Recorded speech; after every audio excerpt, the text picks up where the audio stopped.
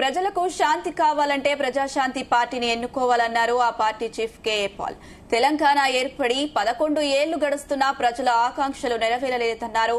4 కోట్ల జనాభా ఉన్న రాష్ట్రంలో 10 లక్షల కోట్లు అప్పులు మిగిలాయని విమర్శించారు. కుటుంబ పాలన వద్దు, కుల పాలన వద్దు అన్నారు.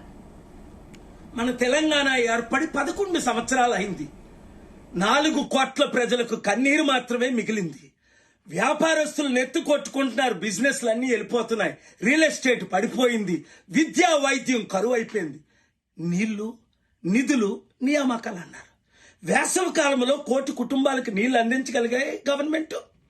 నిధులైతే వాళ్ళకు మాత్రమే 100 కోట్లు, 1000 కోట్లు, కొంతమందికి లక్షల కోట్లు. మనకు మిగిలిందేటి? 4 కోట్ల ప్రజలకి 10 లక్షల కోట్లు అప్పు.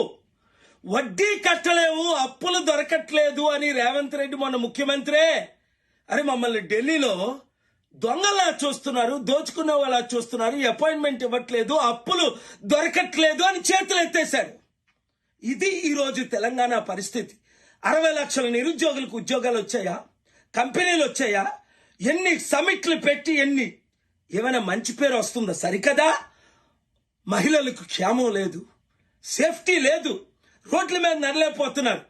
వీళ్ళ వల్ల మార్పు రాదనే శ్రీకాంతాచారి తండ్రి వెంకటాచారి, అయ్యా నేను 1200 మంది కుటుంబాలు బలిదానం చేస్తే తెలంగాణ ఏర్పడింది, ఈ పార్టీల వల్ల లాభం లేదని ప్రజాశాంతి పార్టీలో చేరాడు. ఎంతమంది అన్ని పార్టీలు పిలిచినా వద్దు అని చెప్పి గద్దరన్న మన ప్రజాశాంతి పార్టీలో చేరాడు. ఎందుకు? మార్పు రావాలి, ఆ మార్పు మనమే తేవాలి, మనందరం కలిసి పనిచేస్తాను. వాళ్ళైతే కొట్టుకుంటున్నారు.